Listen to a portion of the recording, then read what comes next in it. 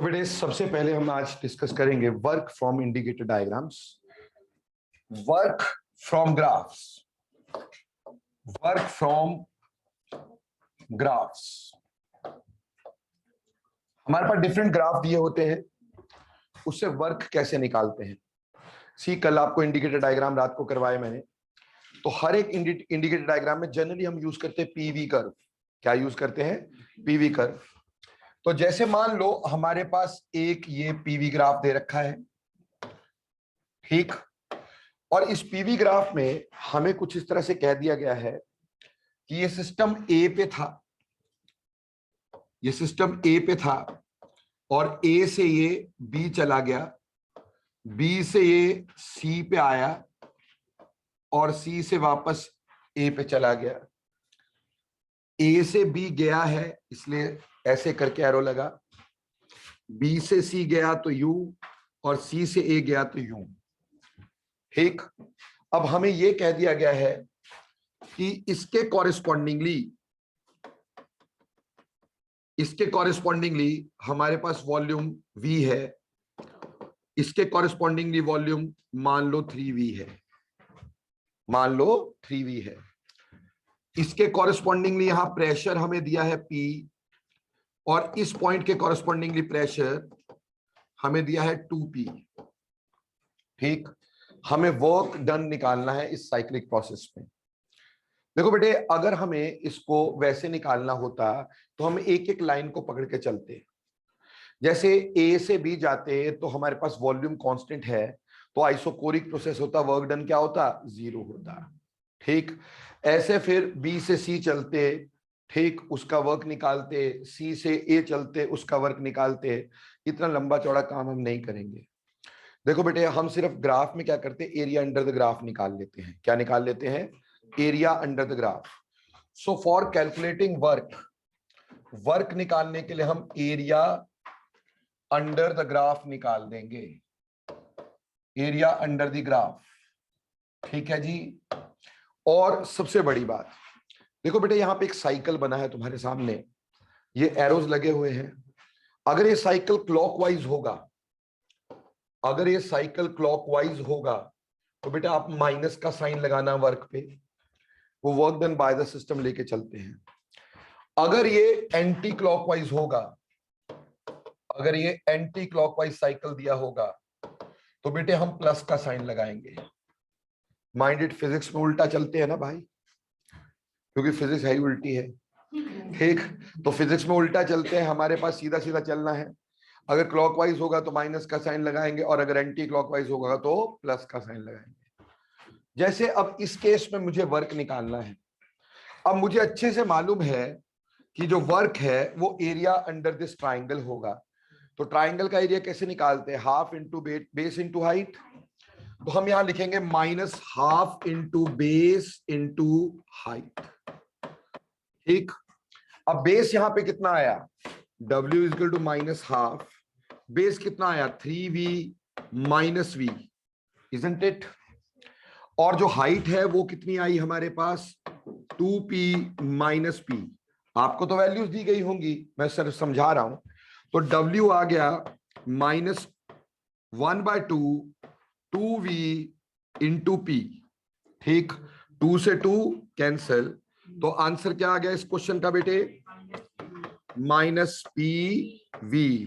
तो इस क्वेश्चन का आंसर हम ऐसे निकाल सकते हैं। बोलो क्लियर? कोई दिक्कत तो नहीं? अब एक और इंडिकेटर डायग्राम हमें दे हमारा सर पे,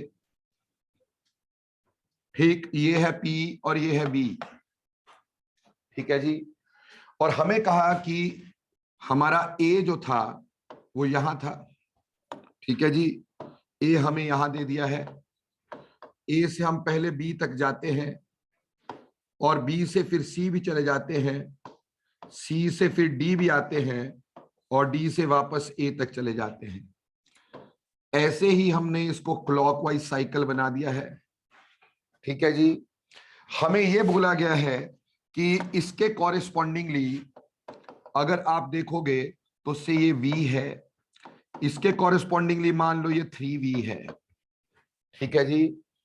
इसके कॉरेस्पॉन्डिंगली जो प्रेशर है वो मान लो P है, और इसके कॉरेस्पॉन्डिंगली प्रेशर 2p है। ठीक है जी। अब हमें बोला इसका वर्क निकालना है, तो कोई दिक्कत है क्या? ये वर्क पहले तो माइनस किस लिए है, क्लॉकवाइज साइकिल चल रहा है, और ये एक रेक्टेंगल है, रेक्टेंगल में लेंथ इनटू ब्रेड्थ। ठीक, तो माइनस लेंथ इनटू ब्रेड्थ। अब लेंथ हमने यहां से ले ली तो आंसर आया माइनस लेंथ कितनी है 3v माइनस v, और ब्रेड्थ ये चलो लेंथ ब्रेड्थ जो भी मान लो। ठीक, और हमारे पास ब्रेड्थ हमने कितनी ली 2p माइनस p। क्लियर? तो आंसर कितना आ गया माइनस 2vp। ये आपका आंसर आ गया। बोलो क्लियर हो गया कि नहीं हो गया? Is it a difficult task to do this? पर डिफिकल्ट करना मेरी आदत है। ठीक, ये पीवी है। ठीक, ध्यान देना इधर, ये पीवी है और हमें गोल गोल घुमा दिया। ठीक है जी, और गोल गोल घुमाया, ठीक यूं घुमाया। ठीक, हमें बोला इसके कॉरेस्पॉन्डिंगली यहां पे वॉल्यूम 10 यूनिट्स है, unit litre millilitre what ever is given. ठीक, और इसके कॉरेस्पॉन्डिंगली यहां 30 है। ठीक है जी, इसके कॉरेस्पॉन्डिंगली यहां 10 है और इसके कॉरेस्पॉन्डिंगली यहां पे अगेन 30 है। तो अब बेटे सबसे पहले तो हम यहां पे ये देखेंगे कि यहां से यहां तक डिस्टेंस कितना है बेटा। 30 माइनस 10 कितना हो गया 20, और यहां से यहां डिस्टेंस कितना है 30 माइनस 10 इज 20। दोनों साइड डिस्टेंस बराबर है, so it is ought to be a circle. इसका मतलब ये सर्कल होगा, है ना भाई? तो सर्कल होगा तो सर्कल का वर्क कैसे निकालते हैं प्यारे बच्चों? Yes, pi r square. तो क्योंकि साइन अभी भी क्लॉकवाइज, तो माइनस पाई आर स्क्वायर। यहां पे डायामीटर 20 का है तो रेडियस कितने का होगा 10 का। तो क्वेश्चन का आंसर आ गया minus pi into 100 units, whatever the units we have used. ठीक, चेंज करना होगा कर लेंगे। बोलो क्लियर हो गया ये? लेकिन अगर मैं इसको ऐसे कर देता, ठीक, अगर मैं इसको ऐसे कर देता कि ये मेरे पास है पीवी ग्राफ है, ठीक, और बेटे जी अब मेरे पास ये है, और मुझे बोला कि यहां से यहां तक ये जो है ये 10 यूनिट्स है और ये जो है ये 40 यूनिट्स है। यहां से यहां तक ये 10 यूनिट्स प्रेशर है, यहां से यहां तक ये 30 यूनिट्स प्रेशर है। अब आप क्या देखते हैं? अब आप ये देखते हैं बच्चों कि यहां से लेकर यहां तक, यहां से लेकर के यहां तक डिस्टेंस कितना हुआ 40 माइनस 10 इज 30, लेकिन यहां से यहां तक क्या हुआ 20। तो is it a circle now? What it is an Oval और एलिप्स बोलते हैं जिसको हम। तो हम यहाँ पे फॉर्मूला किसका लगाएंगे एलिप्स का। एलिप्स का फॉर्मूला क्या होता है W is equal to minus क्या आएगा pi into A into B, where A is minor axis, B is major axis. हम उसका रेडियस लेके चलते हैं ना बच्चा। तो यानी यहां से इसका डिस्टेंस कितना हुआ 10, तो माइनस पाई इंटू 10 इंटू यहां से यहां डिस्टेंस कितना हुआ 15, तो यहां वर्क डन का आंसर आ गया minus 150 pi units, whatever the units are given to us. बोलो क्लियर? समझ में आता है? अगर यूनिट लीटर और एटमॉस्फेयर में दिए गए होंगे और जूल में कन्वर्ट करना होगा तो पता है 101.325 से मल्टीप्लाई करने का। सर हमें ना यहाँ पे वॉल्यूम मिलीलीटर में दिया था पर प्रेशर एटमॉस्फेयर में दिया था। तो बेटा एक बात ध्यान रखना, हमेशा प्रेशर को एटमॉस्फेयर में कन्वर्ट कर देना और वॉल्यूम को हमेशा लीटर में कन्वर्ट कर देना, ताकि वर्क हमेशा लीटर एटमॉस्फेयर में आए। क्योंकि लीटर एटमॉस्फेयर से हमें सर ने सिखाया हुआ है जूल में कन्वर्ट करना। ठीक, मिलीलीटर से हमारे लिए दिक्कत हो जाएगी, तो हम उसको सब हमेशा क्या करेंगे प्रेशर जो भी दिया हो, torr, bar, whatever, change it into the atmosphere. ठीक है जी। हाँ, अगर बार में हो ना और वॉल्यूम लीटर में हो तो 101 की जगह सीधे 100 से मल्टीप्लाई कर देना। अगर प्रेशर बार में होगा ना, ठीक, और वॉल्यूम लीटर में होगा, तो जैसे हम लीटर एटमॉस्फेयर के लिए 101.325 से मल्टीप्लाई करते थे ना बच्चों, तो अगर बार लीटर होगा तो 100 से मल्टीप्लाई करना डायरेक्टली। क्लियर? तो यहां तो आप प्रेशर को बार में या फिर एटमॉस्फेयर में कन्वर्ट करोगे और वॉल्यूम को हमेशा लीटर में कन्वर्ट करोगे, और फिर उसको जूल्स में निकालने के लिए हम 101.325 से मल्टीप्लाई करेंगे। बोलो एलिप्स का समझ में आ गया? हाँ जी, पर मैं यहां नहीं रुकूंगा। मान लो जी ये P है और ये हमारा V है। प्लीज सी हियर, इधर ध्यान दीजिएगा। मेरे पास ये पॉइंट A था, ये पॉइंट B था, ये पॉइंट C था, ये पॉइंट D था, और ये मेरे साइन थे। यहां साइन तो रह गए। ठीक, अब हमें ये बोला गया है कि चू चू बिल्कुल नहीं करनी है, लेकिन फिर भी हम चू चू करते चले जाते हैं। ये V है और ये मान लो यहां तक 2V है। ठीक है जी। ये मान लो हमारे पास 4V है और ये हमारे पास 6V है। ठीक है जी। यहां से यहां तक ये P है, यहां से यहां तक ये 3P है। ठीक है। अब हमसे ये बोला गया इसका वर्क निकालो, तो बहुत सारे लोग तुम्हें बोल देंगे ट्रिपेजियम का एरिया निकाल लो। गलत हो जाएगा, क्योंकि this is not a perfect trapezium. क्या यहां से यहां का डिस्टेंस और यहां से यहां का डिस्टेंस बराबर है? तो ऐसी गलती करना ही नहीं। उल्टा इसमें क्या करना, 3 पार्ट्स में क्वेश्चन करना। वो 3 पार्ट क्या करेंगे अपन? बिल्कुल, बहुत अच्छे बच्चे हैं, तुम्हें पहले ही समझ में आ जाता है।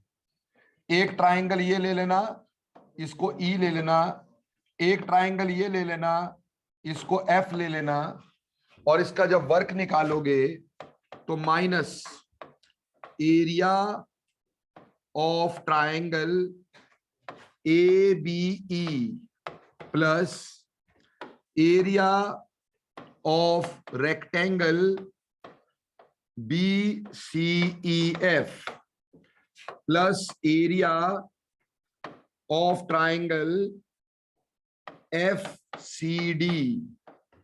इसको एरिया ऑफ ट्राइंगल भी आपको आता है, रेक्टेंगल भी आता है, पुट करना, फटाफट से आंसर निकालना। बोलो कर सकोगे? अगर मान लो मैंने ऐसे बोल दिया होता,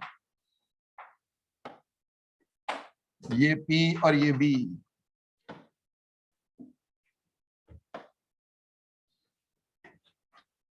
ऐसे बोल दिया होता, अभी क्या करते तुम लोग? आप सिंपली इसको, जो भी इसके कॉरेस्पॉन्डिंगली वॉल्यूम दी होती, इसके कॉरेस्पॉन्डिंगली भी हमें प्रेशर दिया होना चाहिए था, नहीं दिया होगा, हम निकाल लेंगे। तो यहां पे भी दो चीजें बनती हैं। One is this triangle and other is this rectangle. तो इस ट्राइंगल का एरिया निकाल लेना, इस रेक्टेंगल का एरिया निकाल देना और ऐड कर देना। बोलो किसी भी तरह के डायग्राम का वर्क निकाल सकते हो, कोई दिक्कत तो नहीं। और कभी ये घबराना नहीं कि अगर यहाँ पे लाइन ऐसे दी है तो घबराना नहीं है। ठीक, आपने उसके लिए इन 2 पॉइंट्स को मिला के ट्राइंगल बना लेना है। समझ में आई बात बेटे? बात क्लियर? तो बहुत इजी होता है एरिया अंडर द ग्राफ निकालना। अगर आपको बातें समझ में आ गई तो एक क्वेश्चन तुमसे पूछूंगा और वो जवाब आपने देना है सभी ने चीख चीख के। ठीक, मान लो हमारे पास एक ये P है, एक ये V है। ठीक है भाई, हमें यहां पर ये 3 ग्राफ दिए हैं।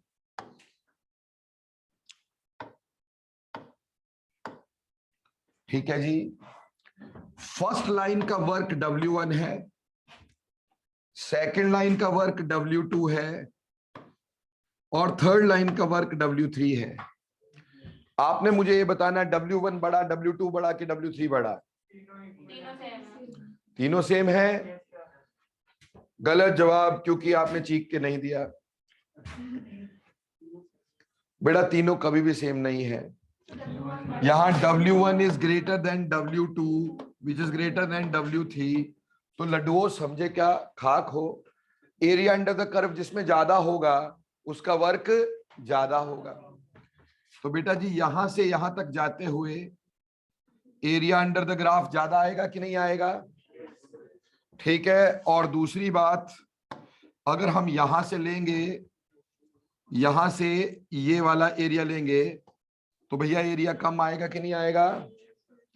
और अगर हम सिर्फ यही वाला एरिया लेते हैं तो एरिया और कम आएगा कि नहीं आएगा? समझ रहे मेरी बात? तो एरिया अंडर द ग्राफ ज्यादा तो वर्क डन ज्यादा, एरिया अंडर द ग्राफ कम तो वर्क डन कम। अब बेटा तुम्हें मैंने वर्क पे आइसोथर्मल इरिवर्सिबल में 5 केस करवाए थे। 5 केस करवाए थे। एक पी डेल्टा वी, एक जब फाइनल वॉल्यूम नहीं दिया होता, एक जब इनिशियली गैस के मोल नहीं होते और फाइनली बनते हैं, ठीक, एक रिएक्शन बेस्ड क्वेश्चन बताया था, एक जब टेम्परेचर का डिफरेंस दिया होता है बाकी कुछ नहीं दिया होता है। 5 केस ये बताए थे। फिर एडियाबैटिक के केस में आपको एडियाबैटिक इरिवर्सिबल भी बताया, एडियाबैटिक रिवर्सिबल भी बताया। एडियाबैटिक रिवर्सिबल में वो बताया जब final temperature is not known, वो भी करवाया आपको बेटा मैंने। उसके बाद मैंने आपको इंडिकेटर डायग्राम्स के बारे में बताया और इंडिकेटर डायग्राम सारी तरह के आपको समझाने की कोशिश की। ये भी बताया कि एडियाबैटिक का ग्राफ ज्यादा स्टीपर क्यों होता है, और ये भी समझाने की कोशिश की कि एडियाबैटिक को सडन प्रोसेस क्यों कहते हैं। है ना भाई? पहले तो समझे भी नहीं होंगे सडन क्यों कहते हैं इसको। अभी समझ में आ गया होगा कि छोटे से प्रेशर चेंज से वॉल्यूम का चेंज ज्यादा होता है, या छोटे से वॉल्यूम चेंज से प्रेशर का चेंज बहुत ज्यादा हो जाता है, इसलिए सडन चेंजेस होते हैं एडियाबैटिक। क्लियर? और उसके बाद आपको इंडिकेटर डायग्राम्स में बताया कंप्रेशन कैसे देखते हैं, एक्सपेंशन कैसे देखते हैं, आइसोथर्मल कैसे देखते हैं, एडियाबैटिक कैसे देखते हैं। आज आपको वर्क करवाया on the basis of indicator diagrams. ये पीवी ग्राफ मैंने बताए थे। अगर मान लो कल को वीटी ग्राफ होंगे तो वीटी को पीवी में कन्वर्ट करना आ गया ना अभी आपको, है ना? तो वीटी ग्राफ को फटाफट से पीवी में कन्वर्ट करना और उसके हिसाब से आंसर निकाल देना भाई। बोलो क्लियर? सो वर्क पे इतना वर्क हो गया, आई थिंक सो बहुत वर्क है। ठीक, इतना तुम्हारे सभी ने मिला के नहीं किया होगा। ठीक, अब हम इससे आगे चलते हैं मेरे दोस्तों। आज हम एक चीज पहले पकड़ेंगे, पहले हम इसको कर चुके हैं ऑलरेडी, लेकिन आज थोड़ी सी उसकी डिटेलिंग और करते हैं, थोड़ा सा और समझते हैं। ठीक, देखो बेटे, आज हम पहले पढ़ने जा रहे हैं बच्चा लोग, सबसे पहले इंटरनल एनर्जी क्या होती है। इंटरनल एनर्जी क्या होती है बेटा? इंटरनल एनर्जी को हम यू से लिखते हैं, जैसे कि आपको बताया था। ठीक, और इंटरनल एनर्जी बोलते किसको है बेटे? आपको ये बताया गया था कि इंटरनल एनर्जी को बोला जाता है total sum of energy present inside a body.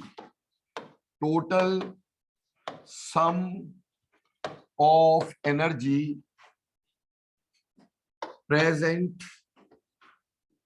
Inside a body. एक बॉडी में टोटल सम ऑफ एनर्जी जो है, total sum of energy present inside a body, that is called as internal energy. जैसे प्यारे प्यारे राजदुलारे बच्चों, ये यू हो गया। U can be equal to kinetic energy plus potential energy plus vibrational energy plus translation energy plus rotational energy plus blah blah energy. ठीक है जी, सारी एनर्जी का सम जो होता है वो इंटरनल एनर्जी होता है। इसीलिए बेटे हमने इसको एक और नाम दिया था, इंट्रिंसिक एनर्जी। इंट्रिंसिक एनर्जी, क्योंकि बॉडी के अंदर की एनर्जी है। हमने एक बात और यहां पे पहले ही क्लियर कर रखी है कि energy arising due to gravitational pull, energy arising due to gravitational pull, gravitational pull is not taken in internal energy. Internal energy में energy rising due to gravitational pull नहीं ली जाती है। बेटे क्यों नहीं ली जाती है? क्योंकि ये बॉडी की इनहेरेंट एनर्जी नहीं होती है, ये ग्रेविटी पे डिपेंड करेगी। अलग अलग ग्रेविटी पे बॉडी सेम रहेगी, लेकिन उसकी इंटरनल एनर्जी क्या हो जाएगी? डिफरेंट हो जाएगी, विच इज वेरी अब्सर्ड। इसलिए हम इसको नहीं लेते हैं। इसीलिए बेटे हमने इसको एक और नाम दे दिया था, कहा कि इसको हम लोग इनहेरेंट एनर्जी भी बोल देते हैं।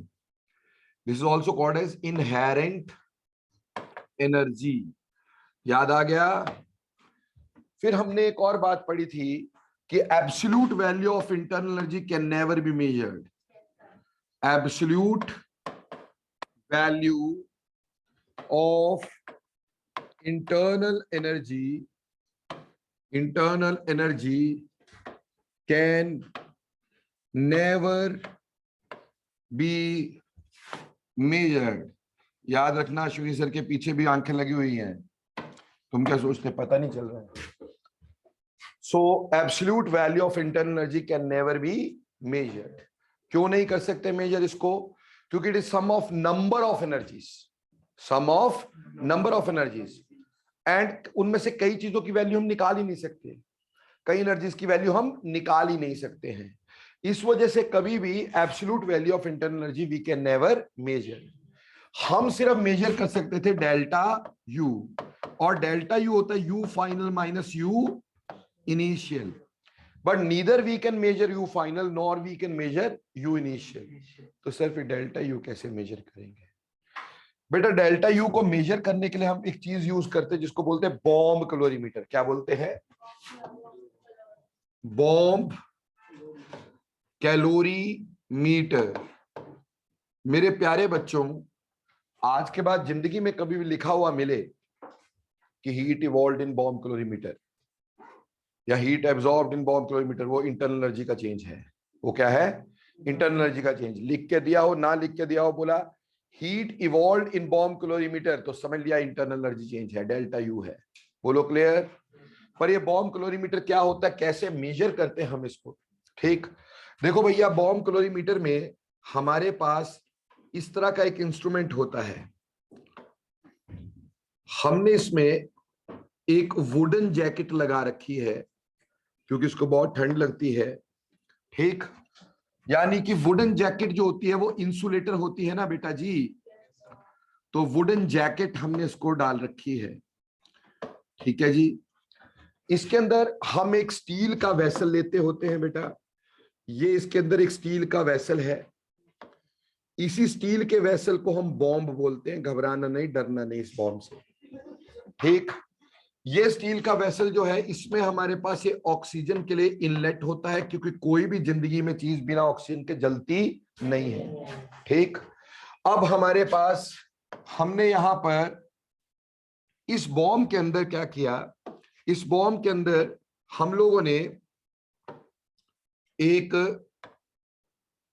इस तरह से मेटल की स्ट्रिप लगा देनी है। ऐसे मेटल की स्ट्रिप हमने लगा देनी है। इस मेटल की स्ट्रिप के साथ हमने एक फिलामेंट लगा देनी है। क्या लगा देनी है? फिलामेंट। फिलामेंट समझते हैं बेटा? बल्ब देखा है ना, बल्ब है ना, तो बल्ब के अंदर वो फिलामेंट होती है ना, वैसी वाली फिलामेंट लगा देनी है। और इन मेटल की प्लेट्स को इलेक्ट्रिकल टर्मिनल्स के साथ जोड़ देना है, बैटरी के साथ जोड़ देना है। ठीक है जी। इस फिलामेंट के साथ हमने यहां पर एक छोटा सा कप लगा देना है। ठीक, ये छोटा सा कप लगा दिया हमने यहां पर। बेटे कप इसलिए लगाते हैं, जिस भी सब्सटेंस का, देखो बेटे सबसे पहली बात, हम केमिकल थर्मोडायनेमिक पढ़ रहे हैं, तो हमें यह पढ़ना कि किसी भी केमिकल रिएक्शन में क्या एनर्जी चेंज हो रहा है ना बेटा। तो इसलिए जिस भी केमिकल रिएक्शन का हमने energy change, internal energy change देखना है, उस केमिकल को यहां डाल देंगे। ठीक, और यहां से इलेक्ट्रिसिटी को पास करेंगे, इलेक्ट्रिसिटी पास करेगी, फिलामेंट जलेगी, फिलामेंट जलेगी तो रिएक्शन को एनर्जी मिलेगी, रिएक्शन हो जाएगा। समझ में आई बात? अब बेसिकली इसके आसपास प्यारे बच्चों हमने यहां पे वाटर डाल देना है, स्टील बॉम्ब के आसपास यहां वाटर डाल देना है, and preferably D2O, that is heavy water. क्योंकि हैवी वाटर की जो आपके पास what you can say specific heat होती है वो ज्यादा होती है, वो ज्यादा हीट को एब्जॉर्ब कर सकता है, it can absorb more amount of heat, isn't it? अब इसके अंदर हम क्या करेंगे, एक और चीज लगा देंगे जिसको हम बोलते हैं स्टायरर। क्या बोलते हैं? स्टायरर। पंजाबी में बोलूं बधानी, समझे? ठीक, बोलो सर मैं तो बिहार का रहने वाला हूं। देखो ऐसा है, स्टायरर होता है जो ऐसे से मूव करता है, वो पानी को सारी जगह क्या करेगा, सर्कुलेट करेगा, ताकि जो भी टेम्परेचर जो हो वो इवनली डिस्ट्रीब्यूट हो जाए। ऐसा ना हो कि कहीं से पानी ठंडा और कहीं से गर्म रह जाए। ठीक, तो हमने इसको सारी जगह मूव करवाना है। अब यहां पे हम एक और चीज लगाते हैं बेटा, वो एक और चीज जो यहां हमने लगाई उसको बोलते थर्मोमीटर। हमने पानी का बुखार चेक करना है। ठीक, चू चू नहीं करनी है यार। इस थर्मोमीटर को हम नाम देते हैं बेकमैन्स थर्मोमीटर। बेकमैन्स थर्मोमीटर।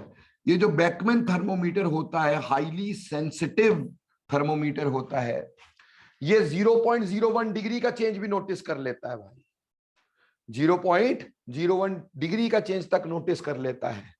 ये हमारा सेटअप हो गया। ठीक है जी, ये बॉम्ब कैलोरीमीटर की कॉम्पोजिशन हो गई। अब हमने जिस भी सब्सटेंस, जिस भी केमिकल रिएक्शन का इंटरनल एनर्जी चेंज निकालना है, हमने यहां पे उसको डाल दिया है। ठीक है, ये हमारा रिएक्शन मिक्सचर है, दिस इज रिएक्शन मिक्सचर। अब बेटे जैसे रिएक्शन हुआ तो दो चीजें हो सकती हैं, या तो हीट इवॉल्व होगी या हीट एब्जॉर्ब होगी, दो ही चीजें होंगी। अगर हीट इवॉल्व हुई तो बाहर आएगी, पानी गर्म हो जाएगा, पानी का टेम्परेचर बढ़ जाएगा, थर्मोमीटर फटाफट से चेक कर लेगा उसको भाई। और अगर ये रिएक्शन एंडोथर्मिक हुआ, यानी हीट एब्जॉर्ब होनी हुई, तो हीट एब्जॉर्ब हो जाएगी, पानी ठंडा हो जाएगा, तब भी टेम्परेचर का चेंज चेक हो जाएगा। हमने थर्मोमीटर इसीलिए लगाया है।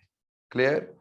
अब इस पर्टिकुलर अरेंजमेंट से हम निकालते हैं delta U by using a formula Z into delta T into capital M upon small m।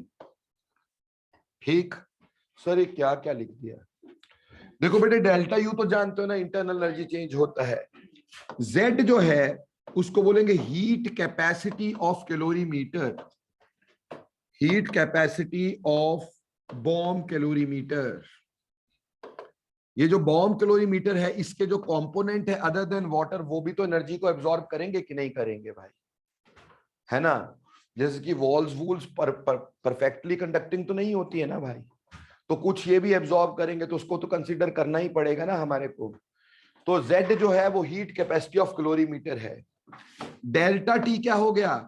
Delta T हो गया rise and fall in temperature, rise and fall in temperature. ठीक है, राइज और fall in temperature. और यहां पे capital M क्या है बेटे? कैपिटल M यहां पे हमारे पास होता है molar mass of the substance, जो हमने यहां पे यूज किया, जिसकी इंटरनल एनर्जी चेंज हमें निकालनी है। ये मोलर मास हो गया, मोलर मास हो गया। और ये स्मॉल m क्या है बेटा? स्मॉल m है जो मास हमने यहाँ पे टेका है। समझ में आई? जो मास हमने यहाँ पे लिया है, जितना हमने लिया है, so this is mass of substance taken, mass of substance taken. जो सब्सटेंस है उसका कितना मास लिया है वो हमने यहाँ पे लिया है। तो इस फॉर्मूला को लगा करके बड़ी आराम से आप डेल्टा यू निकाल सकते हैं। जैसे लिख लिया बच्चों? अब देखो बच्चे, अगर मान लो हम इस पे क्वेश्चन ही पढ़ ले, एक हमें बोला कि 11.4 gram of octane is burnt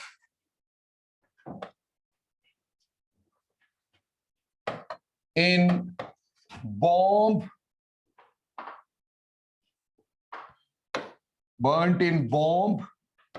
calorimeter. ये क्या लिखी जा रहा हूं यार, calorimeter. 11.4 gram of octane is burnt in bomb calorimeter. The temperature of water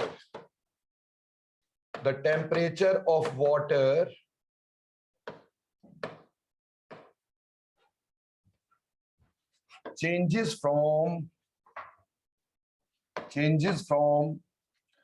25 degree to 75 degree. Find the internal energy change. Find the internal energy change if heat capacity of calorimeter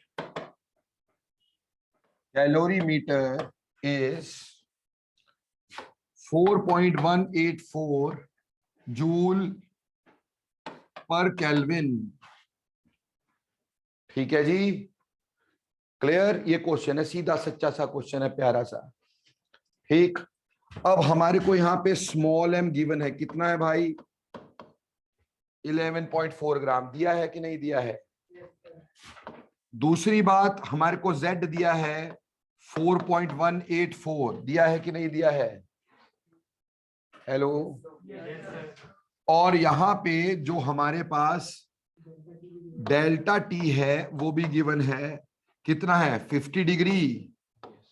क्योंकि आपको पता rise और fall in temperature in kelvin and degree Celsius is same. तो इसकी tension नहीं है कि हम इसको पहले केल्विन में कन्वर्ट करें, नहीं, जुड़ती नहीं है हमारे को. ठीक. और m मॉलिक्यूलर मास हमारे पास था ऑक्टेन. जिंदगी में फॉर्मूला आता है ऑक्टेन का, क्या होता है?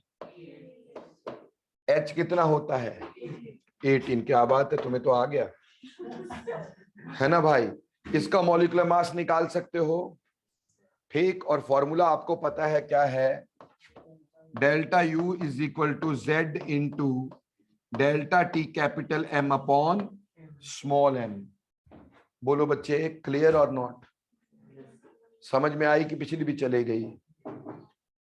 मेरे को एक बात समझ नहीं आई, तुम्हारे से पूछना चाहूंगा. हैं जी बेटे, ये मैं जूल में ले रहा हूं, SI में. ये मैंने ग्राम में ले लिया. झोल नहीं हो गया क्वेश्चन में?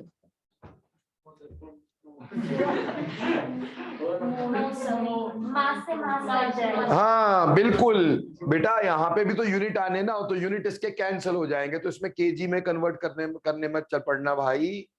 ऐसे मत करना कि इसको केजी में कन्वर्ट करने लगो, नहीं करना है. ओके. ये कोई ऐसे किसी के दिमाग में आ जाए, इसलिए मैं पहले से ही क्लियर करना चाहता हूं कि केजी में कन्वर्ट नहीं करना.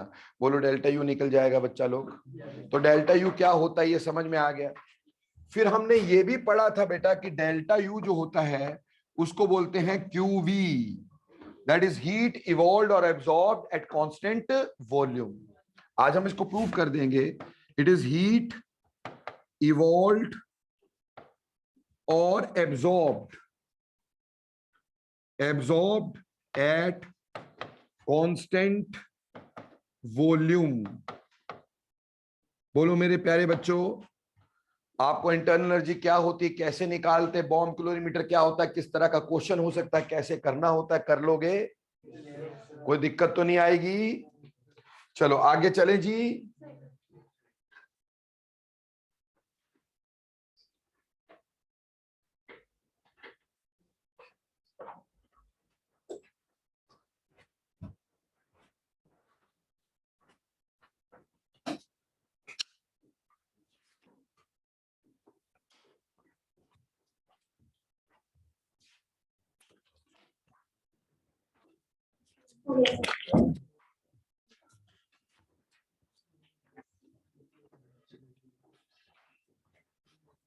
तो बेटा नोट लिया? ओके, अब चलते बेटे हम लॉज ऑफ थर्मोडायनेमिक्स पे। क्या चलते हैं? Laws of thermodynamics. Laws of thermodynamics. देखो भाई, लॉज ऑफ थर्मोडायनेमिक्स में सबसे पहला लॉ जो हम पढ़ने जा रहे हैं बेटा, इसको बोलते हैं zeroth law of thermodynamics. Zeroth law of thermodynamics. देखो बेटे, इसकी हिस्ट्री ही बड़ी मजेदार है कि भैया इसको जीरोथ लॉ क्यों बोला गया। हाँ, क्योंकि क्या था कि फर्स्ट लॉ हमने पहले दे दिया और बाद में पता चला कि ये लॉ उससे भी ज्यादा बेसिक है, अगर ये लॉ ना हो तो फर्स्ट लॉ आ ही नहीं सकता है। ये हमारी टेम्परेचर मेजरमेंट की बैकबोन है, जीरोथ लॉ। इसके बिना हम टेम्परेचर मेजर कर नहीं सकते, टेम्परेचर मेजर कर नहीं सकते तो बाकी कुछ कर नहीं सकते हैं। तो ये सबसे बेसिक लॉ था। तो हमें 1 से छोटा कोई नंबर चाहिए था, हमने बोला 0 ले लो भाई, तो इसको जीरोथ लॉ बोल दिया, क्योंकि फर्स्ट लॉ पहले दे चुके थे हम लोग। अब जीरोथ लॉ क्या कहता है? बहुत सिंपल सी बात कहता है जी, ठीक, वेरी वेरी सिंपल। कहता है सात्विक की उम्र जो है वो जज्ब के बराबर है, वो जज्ब की उम्र जो है स्नेहा के बराबर है। तो फटाफट से बताओ, स्नेहा और की सात्विक की उम्र में क्या रिलेशनशिप रहेगा? ऑब्वियसली बराबर होगी, है ना? तो यही ये लॉ है, इसमें कोई खास बात नहीं है। ये कहता है अगर दो बॉडीज, चूचू करना, समझना, दो बॉडीज सेपरेटली किसी तीसरी बॉडी के साथ थर्मल इक्विलिब्रियम में है। नो, सबसे पहले तो भारी भरकम शब्द थर्मल इक्विलिब्रियम। थर्मल इक्विलिब्रियम क्या होता है बेटा? थर्मल इक्विलिब्रियम का मतलब क्या है कि अगर ए ने बी को जितनी हीट दी, बी ने उतनी हीट दोबारा ए को दे दी, तो ना टेम्परेचर ए का चेंज हुआ ना टेम्परेचर बी का चेंज हुआ। इसको क्या बोला? Thermal equilibrium. हमें बोल दिया गया कि एक बॉडी है ए और दूसरी बॉडी है B.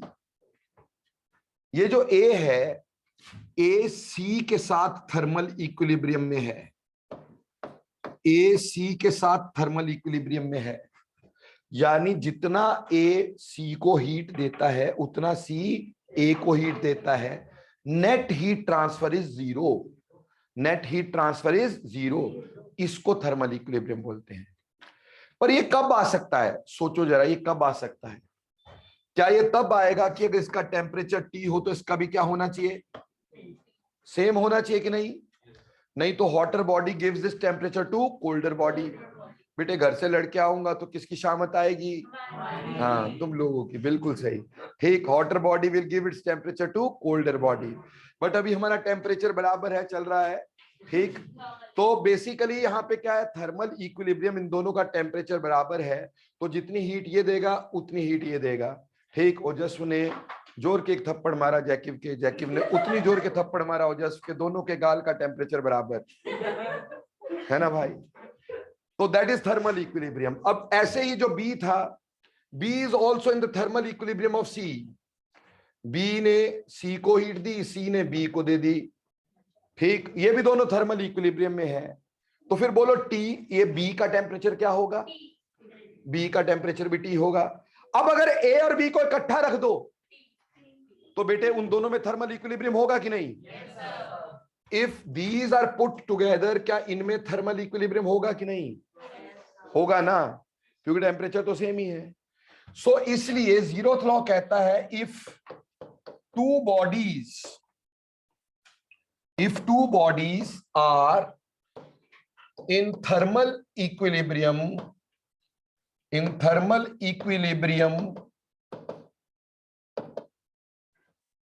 of another body C,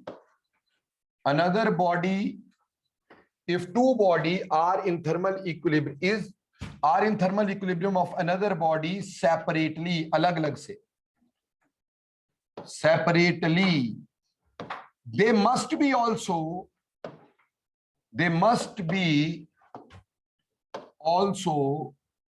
in thermal equilibrium of each other in thermal equilibrium of each other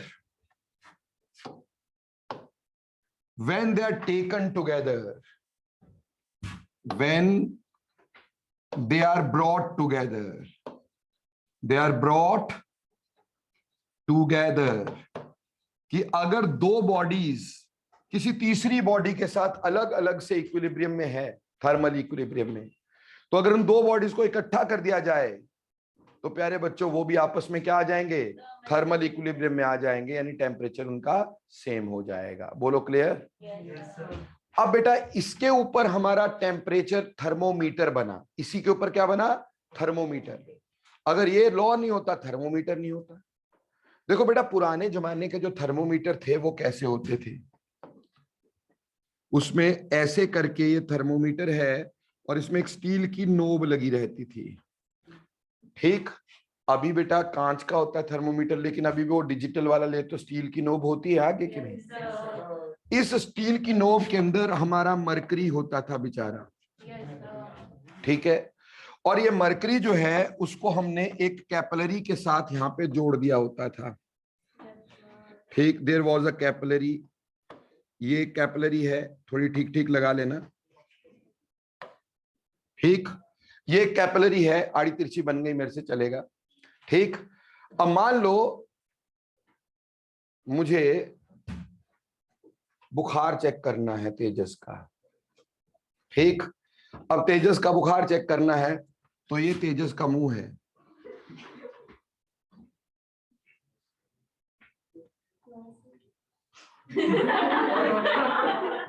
ठीक है भाई। अरे इतना सुंदर मुंह तो शाहरुख खान का नहीं है, ठीक। अभी इसने थर्मोमीटर जो है, चू चू नहीं करने का, थर्मोमीटर जो है अपनी टंग के नीचे रखा है, थर्मोमीटर टंग के नीचे रखा हुआ है, समझ में आई?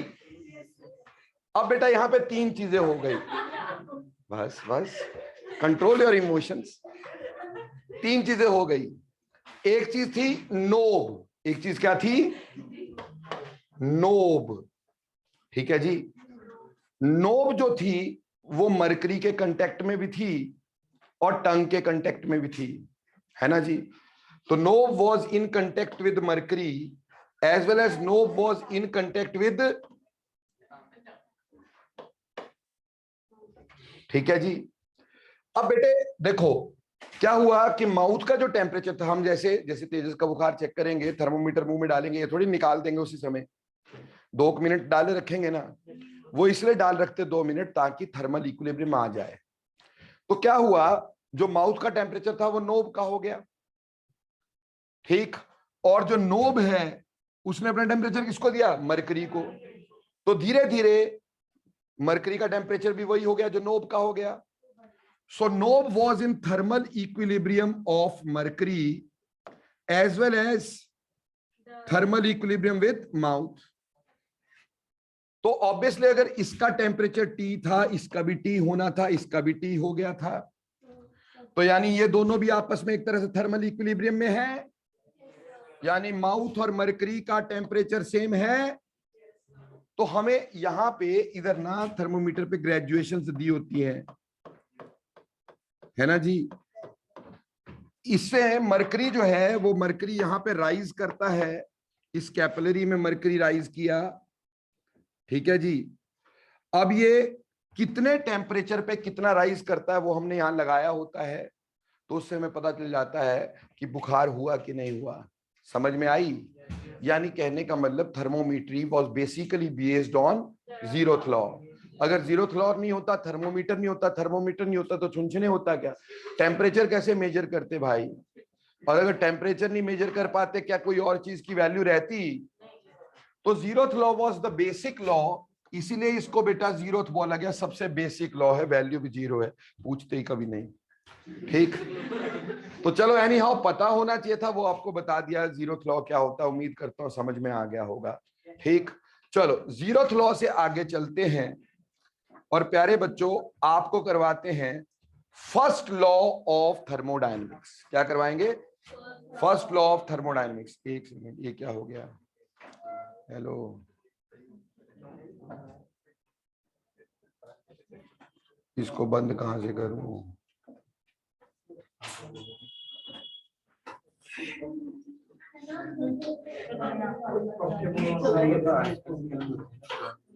Just a minute.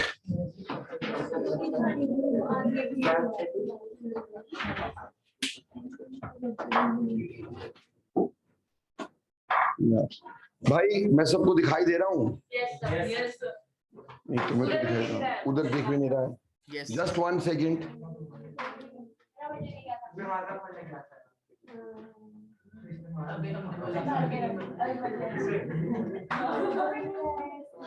ओके बस अब हम डिस्कस करेंगे बेटा फर्स्ट लॉ ऑफ थर्मोडायनामिक्स। बेटा इसको प्यार से बोलते ना फ्लोट। आज के बाद यही बोला करूंगा मैं। फर्स्ट लॉ ऑफ थर्मोडायनामिक्स का शॉर्ट फॉर्म फ्लोट है ना। अगर कभी फ्लोट बोला, फ्लोट का मतलब first law of thermodynamics. Clear? देखो बेटे, जैसे जब बच्चा पैदा होता है तो सबसे पहले जो वर्ड बोलता है मम्मा पापा, है ना, ऐसा कुछ भी बोलता है ना। वैसे जब साइंटिस्ट पहली बार पैदा हुआ होगा तो उसने शायद जो पहला लॉ बोला होगा यही था। ठीक, तो ये सबसे बेसिक लॉ है। अभी आप में से कोई भी बच्चा अगर मेरे को फर्स्ट लॉ ऑफ थर्मोडायनेमिक्स की एग्जैक्ट डेफिनेशन जो साइंटिस्ट ने दी थी देगा तो 10,000 रुपए प्राइस दूंगा राइट नाउ। थर्मोडायनेमिक्स की फर्स्ट लॉ की definition that was given by scientist, जो भी देगा 10,000 प्राइस राइट नाउ।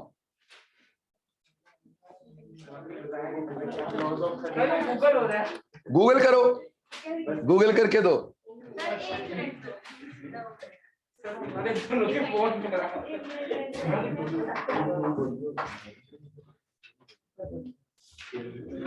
ओ यार चलता फिरता गूगल यहाँ खड़ा है, उससे कोई आंसर नहीं मिलना है। इधर ध्यान देना बेटा, बस अभी छोड़ दो, इधर ध्यान दो। देखो बेटा फर्स्ट लॉ ऑफ थर्मोडायनेमिक्स को बोला गया। हाँ जी स्नेहा जी बोलो। चलो भूमिका आप बताओ। System in an equilibrium states quantity of energy between any two equilibrium states. Change in internal energy is equal to the difference between the. बेटे तू 10,000 मेरे को दे दियो, क्योंकि इतना कुछ सुनने का मेरी हिम्मत नहीं है। चलो एनी हाउ इधर ध्यान दो बेटा। फर्स्ट लॉ ऑफ थर्मोडायनेमिक्स बोला गया था we can't have lunch for free. We can't have lunch for free. कि बच्चों हमारे को फ्री में लंच नहीं मिलेगा। इसका मतलब क्या हुआ? इसका मतलब यह हुआ कि अगर हमें लंच खरीदना है तो हमारे को पैसे देने पड़ेंगे। ठीक, अगर हमारे पास लंच आएगा तो हमारी जेब से पैसे जाएंगे। दुकानदार के पास से लंच जाएगा तो उसके पास पैसे आएंगे। ठीक, मतलब ये ऐसे ही शौक में लिख दिया उसने। एक्चुअली ये फर्स्ट डेफिनेशन मानी जाती थी फर्स्ट लॉ ऑफ थर्मोडायनेमिक्स की। बेटा आज भी पेपर्स में क्वेश्चन आता है कि we can't have lunch for free, what does it means, what does it signifies? This first law of thermodynamics, इसका मतलब क्या? ध्यान से समझना बेटा प्लीज। देखो इसका मतलब यह है कि if energy appears in any form, equal energy disappears in any other form. क्या बोला? If energy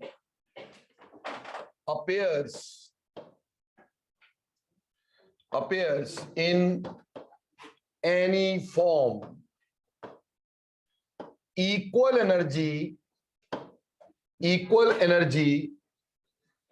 disappears in any other form,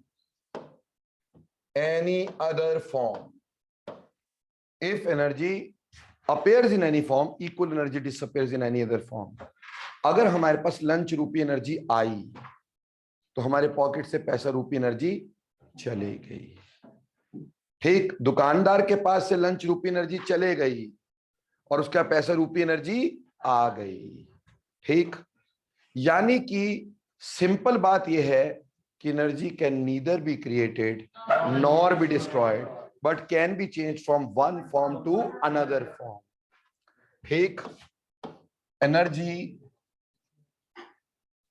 can neither be created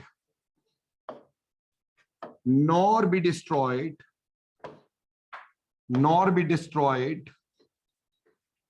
but can be changed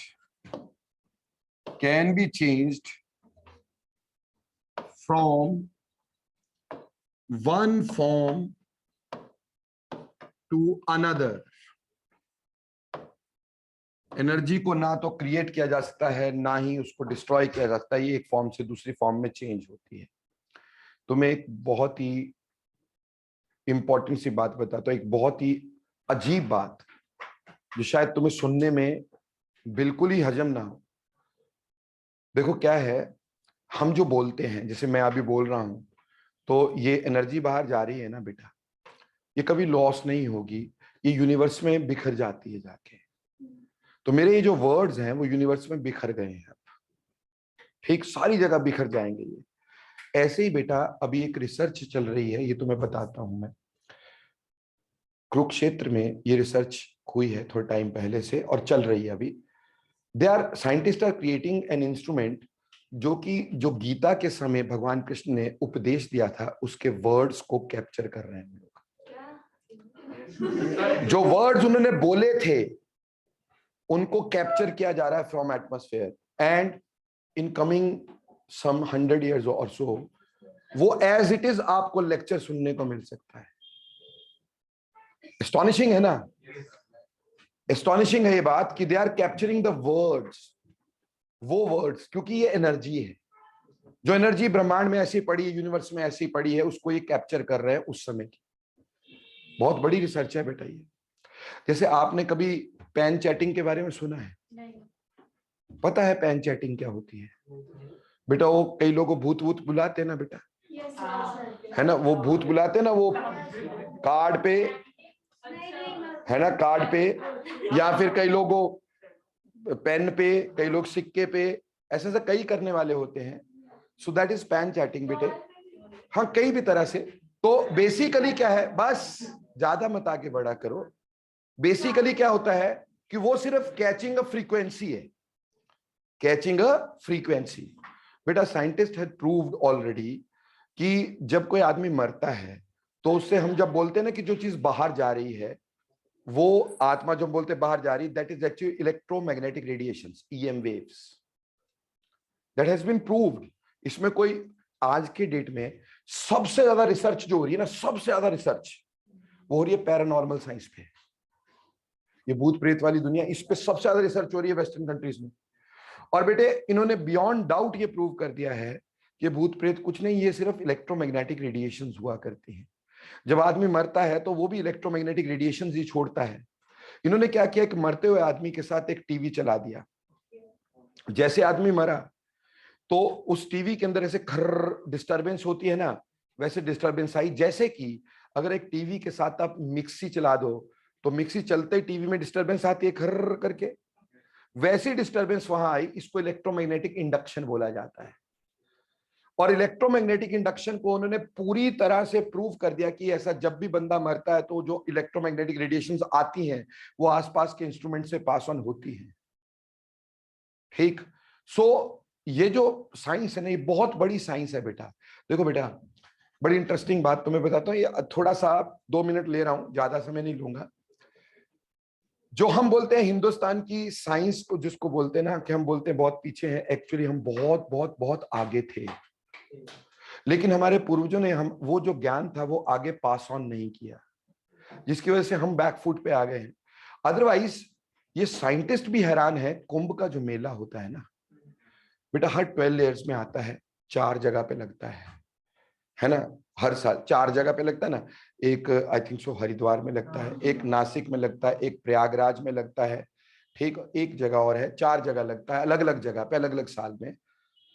तो हर 12 साल बाद वो रिपीट होता है उस पर्टिकुलर जगह में। जैसे हरिद्वार का जो कुंभ है वो अगर पिछले साल हुआ था ना, तो अगले 12 साल बाद दोबारा वहां पे कुंभ का मेला होगा। ऐसे प्रयागराज में जो हुआ उसके 12 साल बाद ये कुंभ का मेला मनाया जाता है कुछ प्लैनेट्स की अलाइनमेंट्स को लेके। जब sun, moon and Jupiter and Saturn ये 4 एक अलाइनमेंट में आ जाते हैं, उस दिन कुंभ का स्नान होता है। तो कहते उससे मिलकर के जो रेडिएशंस आती हैं वो इतनी पॉजिटिव रेडिएशंस होती हैं कि उससे आपकी बॉडी बिल्कुल साफ हो जाती है, ठीक, ऐसा मानना है। पर साइंटिस्ट बड़े हैरान है इस बात को कि ये जो कुंभ का मेला है वो 16th सेंचुरी से चल रहा है, जबकि ये जो अलाइनमेंट ऑफ प्लैनेट्स है या प्लैनेट्स की गति जो है, जो भी इसका मूव करने की स्पीड है, ये सब तो 19वीं सेंचुरी में पता चली।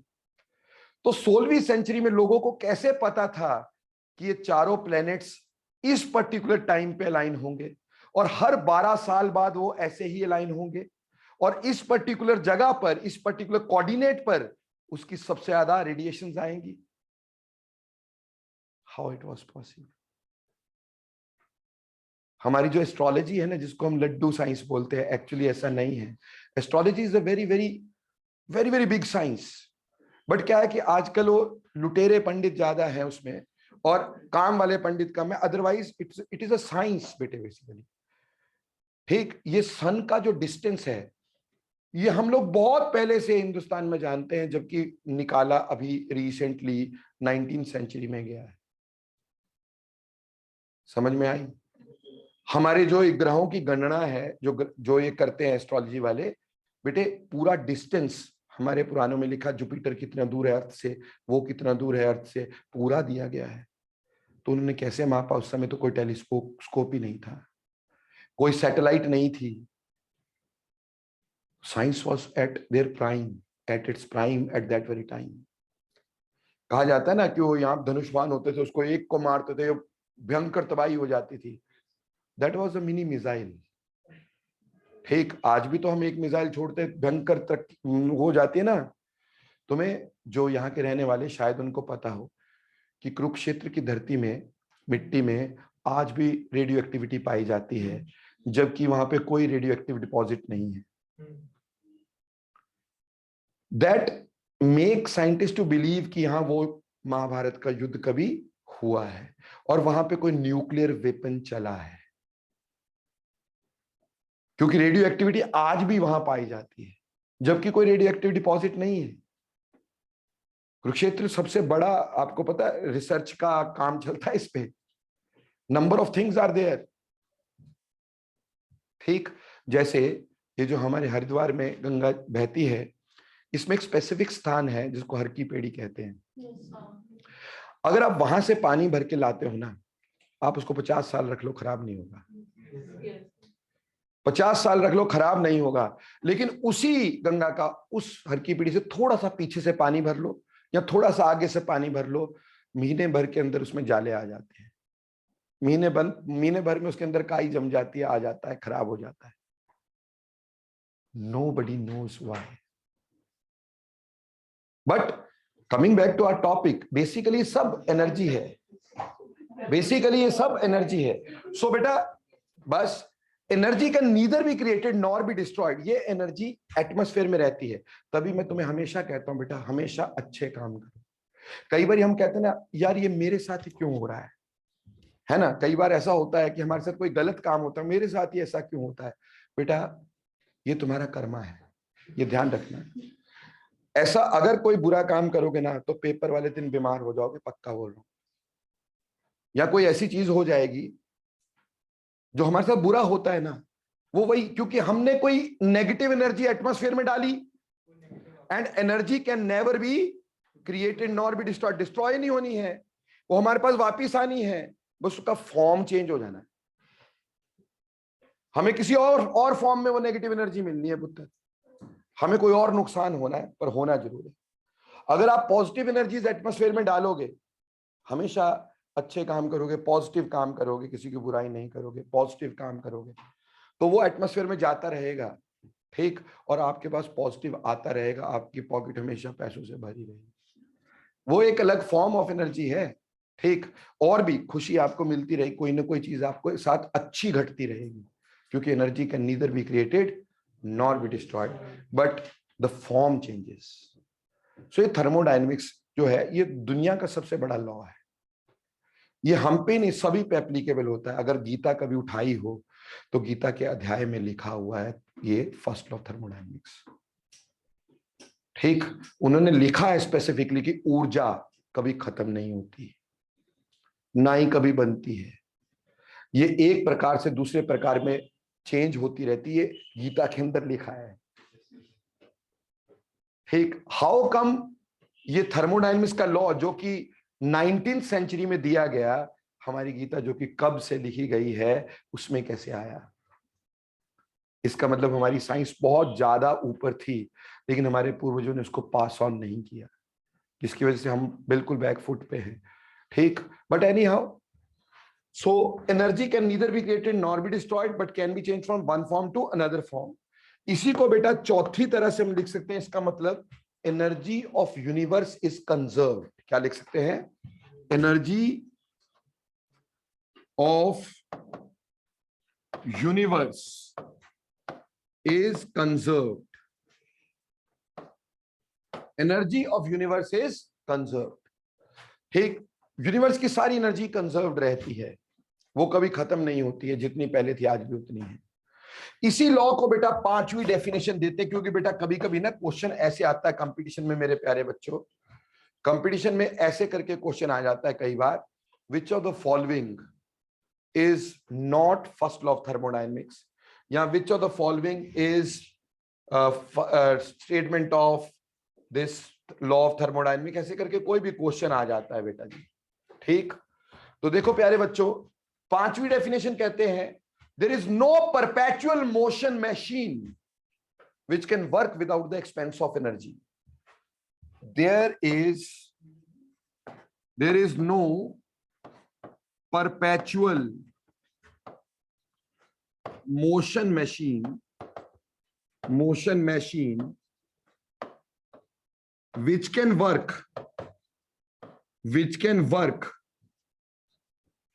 without the expense of energy, without the expense of energy। दुनिया में ऐसी कोई भी मशीन नहीं है जिसको आप एनर्जी ना दो खुद काम करे। परपेचुअल मोशन का मतलब होता है सेल्फ सस्टेन्ड मोशन, यानी जिसमें बाहर से हम कुछ ना दें, वो अपने आप काम करे, है ना। सर को खाना दे नहीं, सर पढ़ाते जाए, पॉसिबल ही नहीं है, फैमिली पैक खत्म हो जाएगा, ठीक है ना भाई, वैसे भी खत्म हो जाएगा इंसान, तो ये पॉसिबल ही नहीं। दुनिया में ऐसी कोई मशीन नहीं बनी है जो कि without the expense of energy काम कर सके। ये 5 डेफिनेशंस आपको मैंने फर्स्ट लॉ ऑफ थर्मोडायनेमिक्स के बताई है, लेकिन बेटा पेपर में जब कभी आ जाए तो आपने 3rd वाली लिखनी है, ज्यादातर लोग यही समझते हैं, ठीक है बेटा। Energy can neither be created nor be destroyed, अगर पहली वाली लिख दी लोगों ने सोचना मजाक कर रहे हैं, ठीक। सो आपको ये स्टेटमेंट ज्यादातर यूज करनी है, पर ये क्वेश्चन आता है पेपर में बेटे, इसलिए बता रहा हूं। साइंटिस्ट ने एक्चुअली लिखा ऐसे ही था, we can't have lunch for free, और फिर उसको डिफाइन किया कैसे, ठीक। चलिए आगे चलते हैं। अब हम बात करेंगे इसके mathematical form of first law of thermodynamics की। Mathematical form of first law of thermodynamics,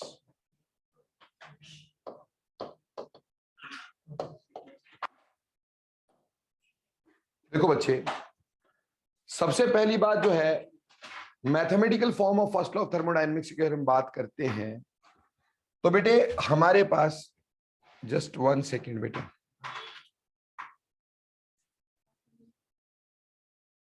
मान लो हमारे पास एक सिस्टम था, इस सिस्टम की एनर्जी U1 थी, इसकी इंटरनल एनर्जी U1 थी, आपने इसको Q अमाउंट ऑफ हीट दे दिया, आपने इसको Q अमाउंट ऑफ हीट दे दिया। तो अब बोलो इसकी इंटरनल एनर्जी कितनी हो गई।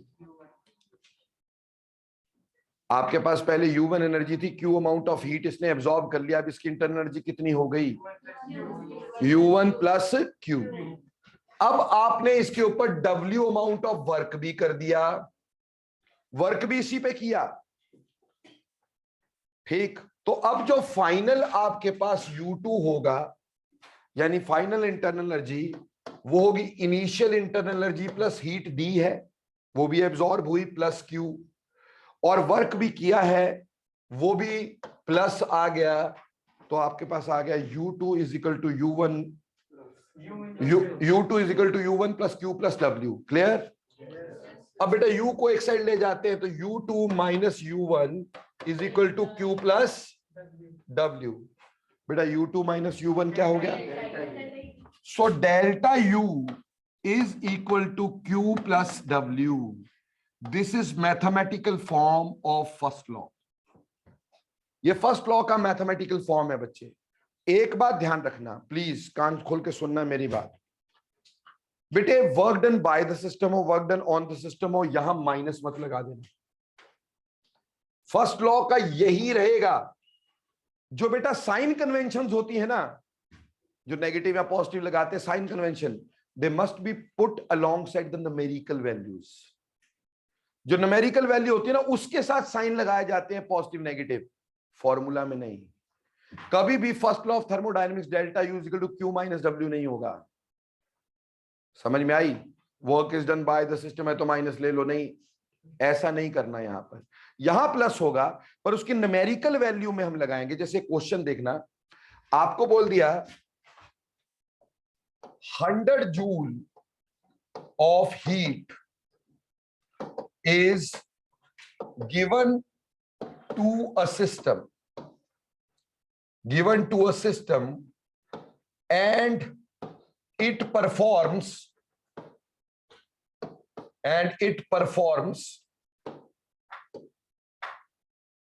80 joule of work. Find the change in internal energy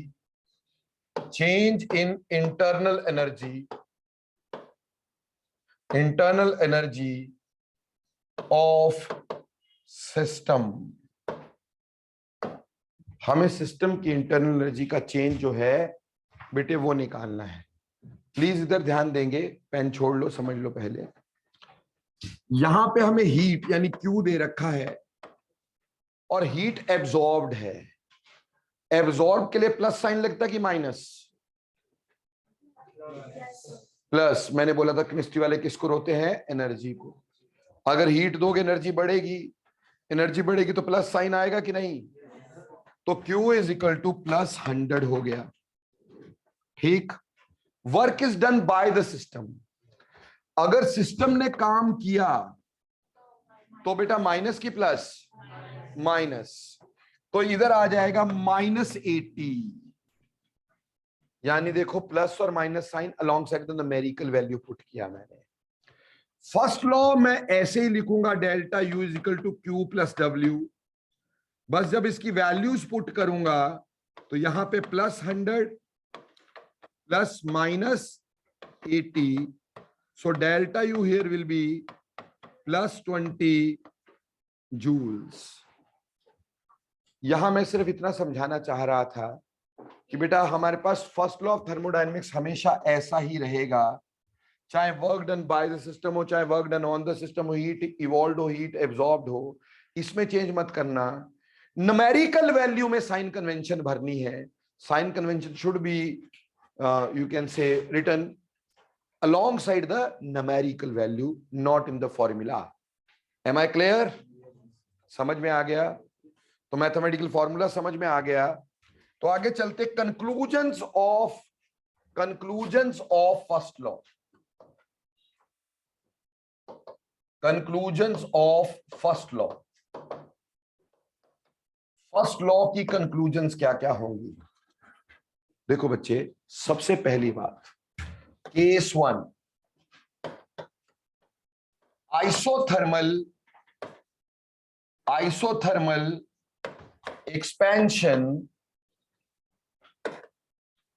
of an ideal gas. अगर हमारे पास isothermal expansion of an ideal gas हो, तो बेटा आइसोथर्मल प्रोसेस में तुम्हें बताया था, अगर आइडियल गैस का आइसोथर्मल प्रोसेस हो तो ऐसे केस में डेल्टा यू इज 0। याद आया कुछ? कई बार इस पे न्यूमेरिकल आते हैं पेपर में। पता क्या करते हैं, आपको चेंजेस दे देते हैं काफी सारे, ठीक, तरह तरह के चेंज, और बोलते हैं isothermally an ideal gas is expanding from volume this to this under pressure this, और इतनी heat is given, find the internal energy change. वो आपका लड्डू बनाया, आप सॉल्व मत करना। अगर आइडियल गैस है और आइसोथर्मल प्रोसेस है तो डेल्टा यू 0 है। क्लियर हो गया? अब बेटा अगर डेल्टा यू 0 है तो delta U is equal to Q plus W होता है। यू 0 भर दिया तो इसका मतलब हो गया W is equal to minus Q, isn't it? मतलब यह है कि isothermal expansion of ideal gas में work is done on the expense of heat given. Heat दोगे वर्क होगा, हीट नहीं दोगे वर्क नहीं होगा। समझ में आई? तो यहां पे समझ में आया isothermal expansion of ideal gas में work is done on the expense of heat given. Heat दे दो वर्क ले लो। समझ में आई बेटा बात? केस पहला कंक्लूजन समझ में आता है। केस टू बेटा, केस 2 है adiabatic expansion of an ideal gas.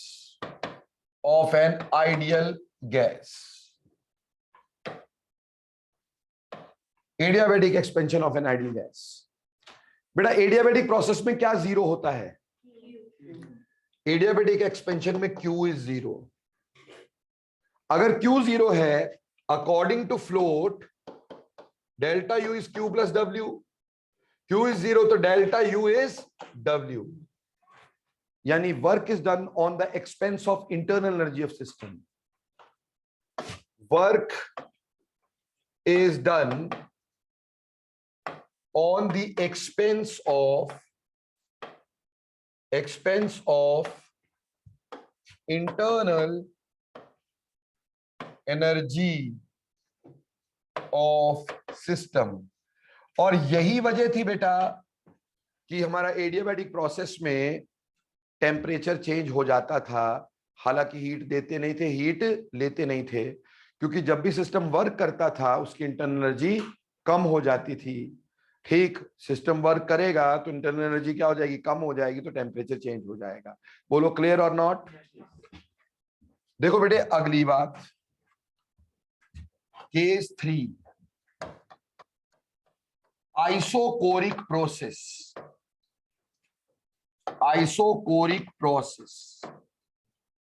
प्यारे प्यारे बच्चों, आइसोकोरिक प्रोसेस क्या होता है? Delta V is 0, volume is constant, delta V is 0. According to float, delta U is equal to Q plus W। बेटा तुमने निकाला था कि W जो होता है वो माइनस P डेल्टा V होता है कि नहीं होता है? निकाला था। तो delta U is equal to Q minus P delta V, है ना जी? क्लियर? अब बेटा डेल्टा V यहां पे क्या आ गया?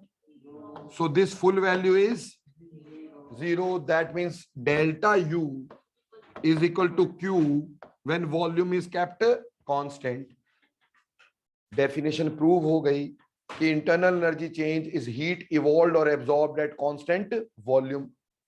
यही डेफिनेशन दिए थे अपन, प्रूव हो गई है बेटे। इसी पर्टिकुलर रिलेशनशिप पे ना न्यूमेरिकल भी आ सकते हैं ना। तो याद एक चीज रखना, हीट जनरली जूल में दी होती है और ये बेटा लीटर एटमॉस्फेयर में होता है। तो इसको जूल में कन्वर्ट करना नहीं भूलना, नहीं तो गड़बड़ हो जाएगी। कितने से मल्टीप्लाई करोगे? 101.325, बशर्ते प्रेशर किस में दिया हो? एटमॉस्फेयर में।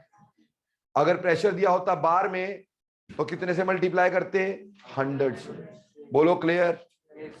Case 4 and a very very very important case, case 4, very important case.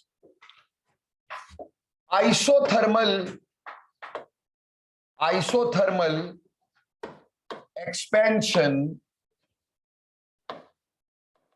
of ideal gas in vacuum. Isothermal expansion of ideal gas in vacuum. Vacuum में आइसोथर्मल एक्सपेंशन करनी आइडियल गैस की।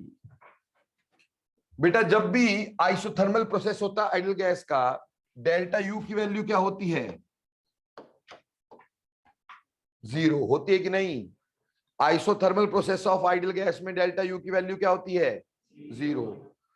अगर बेटे वैक्यूम होता है, vacuum में gas ये expand कर रही होती है, तो एक्सटर्नल प्रेशर क्या होगा? वैक्यूम मतलब खाली, तो क्या एक्सटर्नल प्रेशर होगा? सो वैक्यूम में एक्सटर्नल प्रेशर इज 0। जैसा कि आपको समझ में आ गया कि delta U is equal to Q minus P delta V. यहां पे पी एक्सटर्नल लेते थे, अरे वर्क में पी एक्सटर्नल लेते थे कि नहीं? तो ये वैल्यू क्या हो गई? 0। और ये वैल्यू क्या हो गई? 0। तो क्यू भी क्या हो गया? 0। यानी no heat is evolved or absorbed. No heat is evolved or absorbed when an ideal gas expands in vacuum.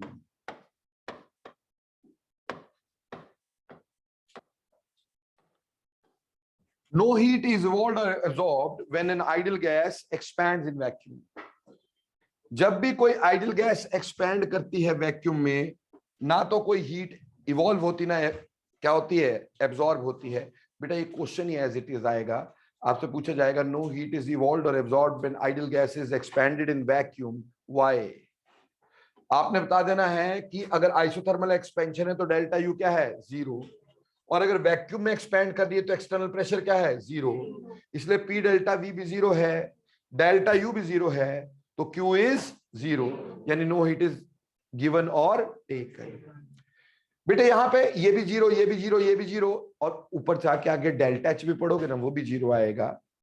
ठीक, तो ये जो प्रोसेस होता है इसको बोलते हैं फ्री एक्सपेंशन। क्या बोलते हैं? Free expansion. फिजिक्स में 1.5 दिन लगता है इसको पढ़ाने के लिए। फ्री एक्सपेंशन क्या होती है आपको 2 चुटकी में समझा दिया गया। फ्री एक्सपेंशन क्या होती है? When ideal gas expands in vacuum, ठीक, that is called as free expansion. किसी कॉस्ट पे नहीं है, ना हीट दी जा रही है, ना वर्क किया जा रहा है, ना इंटरनल एनर्जी का चेंज हो रहा है, ना एंथैल्पी का चेंज हो रहा है, ठीक। सो it is free expansion. Got it और नॉट? तो बेटा कंक्लूजन समझ में आई आपको फर्स्ट लॉ की? फर्स्ट लॉ समझ में आया? अच्छे काम करोगे, बुरे काम करोगे?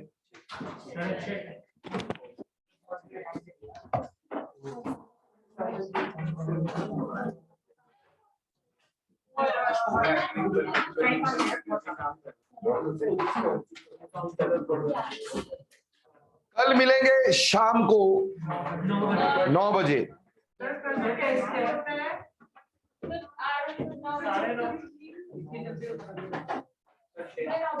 Okay Arshita, will be done बेटे। कल के टेस्ट का मैं देखता हूँ हिसाब किताब, टाइम थोड़ा चेंज करवा दें।